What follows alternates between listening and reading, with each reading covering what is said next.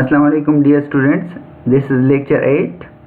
The topic of today's lecture is modeling with classes. This is the agenda of today's lecture. What is UML? Why use a standard modeling language? Essential of UML class diagrams, classes, association and multiplicity, labeling associations. We will discuss these topics one by one. First is, what is UML? The Unified Modeling Language is a standard graphical language for modeling object-oriented software. It means with the help of UML, we can draw notations and diagrams from object-oriented software. It was developed in mid-1990 as a combined effort by these three developers, each of whom had developed their own notations in the early 1990s. The U in the UML stand for unified, since it's the combined effort of three developers which combine the best feature of their languages they had developed previously. The custodian of the UML standard is the Object Management Group. It means the Object Management Group take care of UML. They approve standards and modifications for UML. In 2004, the OMG approved the version 2.0 of UML.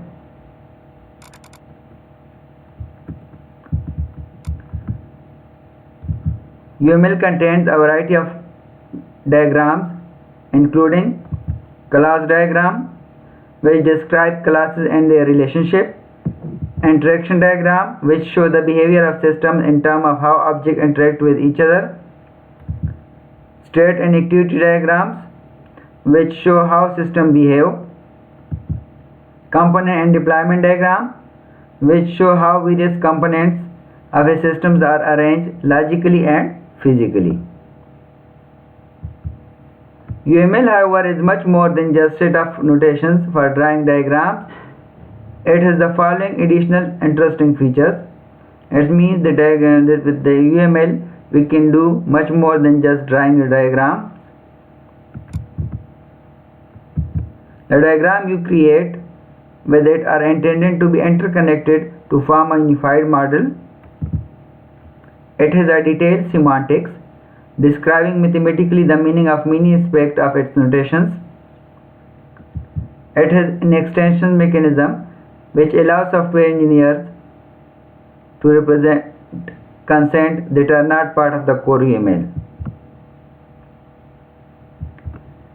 It has an associated textual language called object constraint language, which allow you to formally state various facts about the elements of the diagram.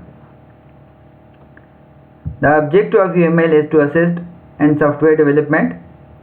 It's not a methodology because it does not describe in a step-by-step way how to do things.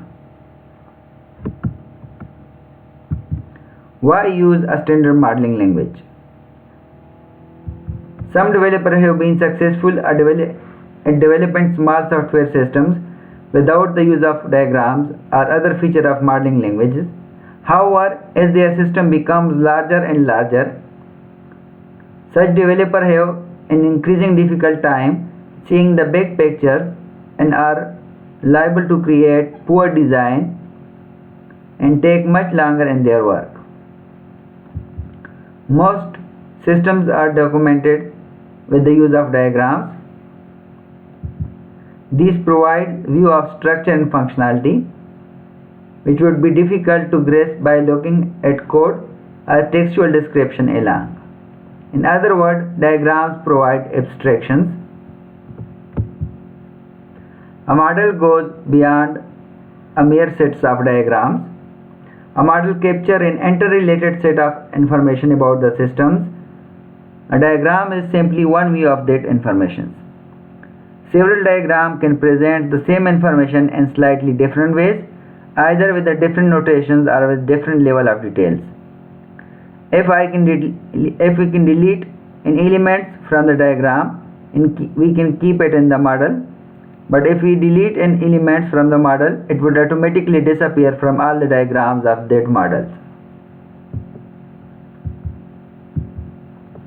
A model can let software engineers to have insight about the systems, they can analyze the model manually or using a tool to discover problems and other properties of it. Simple diagrams generated from the model can also help communicate with the clients and users. However, it's up to the modeler to generate these easy to understand view.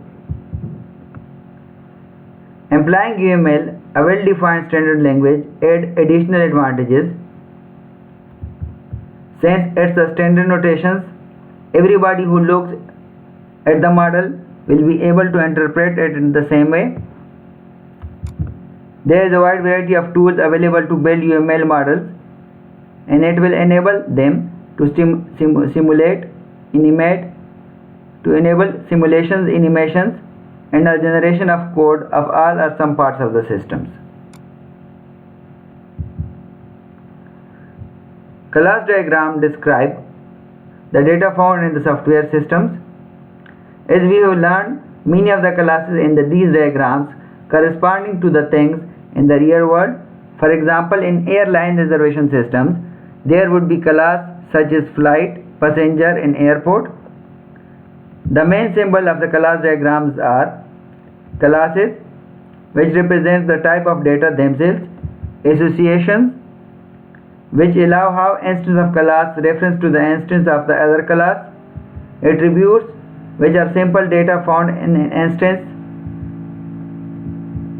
operations, which represent the function performed by the instances, generalizations, which are used to arrange classes into inheritance hierarchies.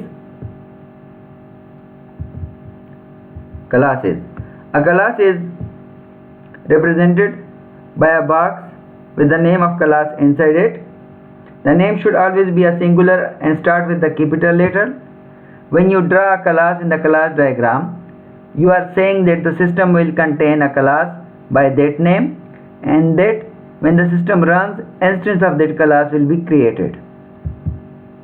Optionally, the class diagram may also show attributes and operations contained in each class. This is done by dividing a class box into 2 or 3 smaller boxes. The top box contains the class name, the next box lists the attributes, and the bottom box contains the operations. If you do not want to specify attributes or operation, you can simply omit the box. The figure below show how class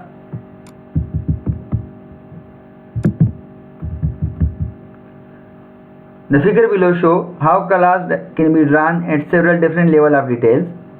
How much detail you show depends on the phase of development and on what you wish to communicate. In the leftmost example, here we can see only the class name is shown, indicating only that the class exists. Additional detail is shown in the other 4 representation of the same rectangle class. The most detail including the type of attribute, whether the feature is public and private, while the public features are shown by a plus sign and private features are shown by a negative sign, and the signature of operation is shown in the rightmost example. Here we can see.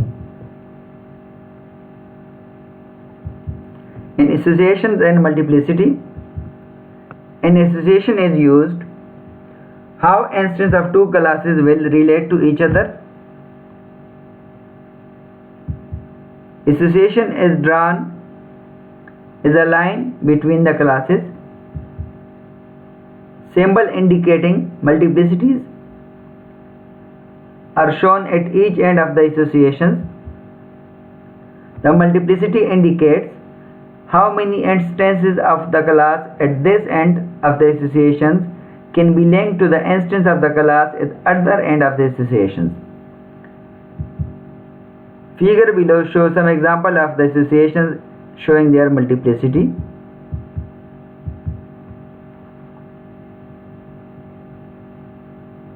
A multiplicity of 1 indicates that there must be exactly 1 instance linked to each object at the other end of the associations. For example, there can be only one company associated with each employee in the figure 1. A very common multiplicity is asterisk, which is normally used as many and means any integer greater than or equal to 0. In figure 1, for example, many employee can be associated with the company on possibility being that the company has no employee. Although there is no theoretical upper bound, there is practical upper bound, and it depends on the amount of memory and processing capacity available. If there can be either 0 or 1 object linked to an object at the other end of associations, then the multiplicity is said to be optional and the notation is 0.1 is used. So for example, figure 1 show there can be 0 or 1 office per employee, as we can see here.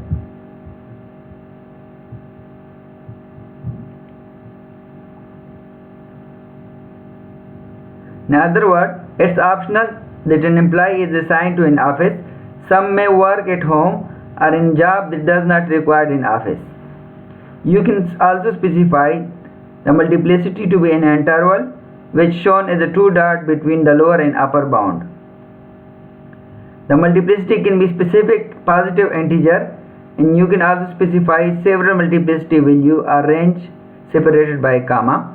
For example, imagine that the law in some jurisdictions state that the board director must have between 3 and 8 integer.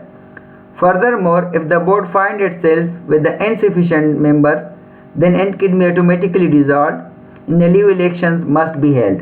During the election process, the board has 0 members. The multiplicity of final example in figure 1 reflects this situation. There can be either 0 or 3 or between 3 and 8 members of the board. 0, 0 are those members during the election process, and 3 are the minimum number of the board persons, directors, and 8 is the maximum. So we can specify the range by 2 dots between the lower range and upper range.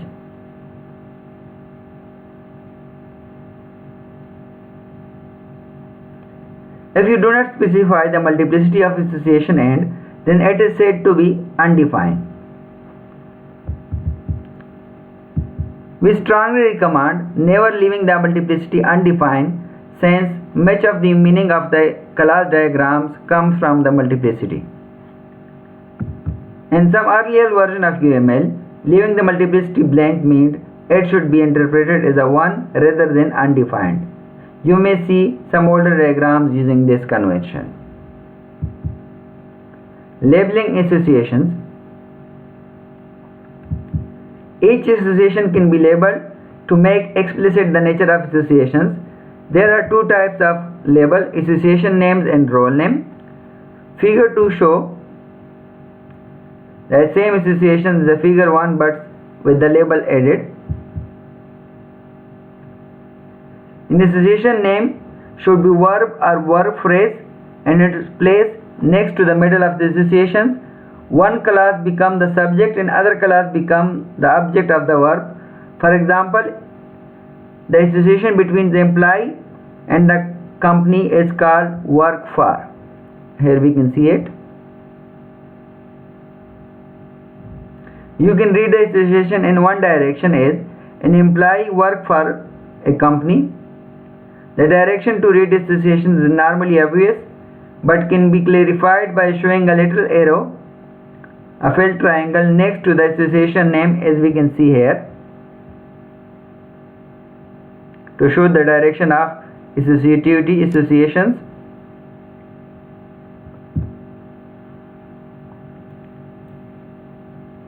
Another way of labeling an association is to use a role name.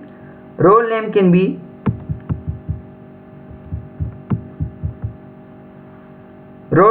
attached to either or both end of associations. A role name act in the context of associations is an alternative name for the class to which it is attached. For example, in association between person and board of directors, board member is the role name that describes the people who happen to be member of the board.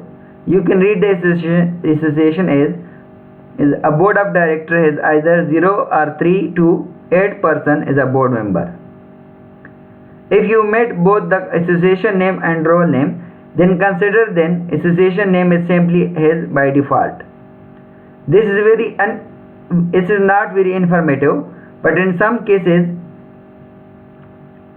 it is inadequate, since the meaning of the association might be clear by simply looking at the two classes. For example, in the association between company and board of directors, we have chosen not to add any members, like we can see here. We have chosen not to add any label. The association would read a company has board of directors. A good rule of thumb when performing analysis is add sufficient name to make the association clear and unambiguous. It is normally not necessary to add both role name and association name to the same associations. For example, we have added the role name employer next to the company in the first association of figure 2. However, the association name works for is sufficient. We could have chosen here to use the role name instead of association name. Thanks, it's enough for today.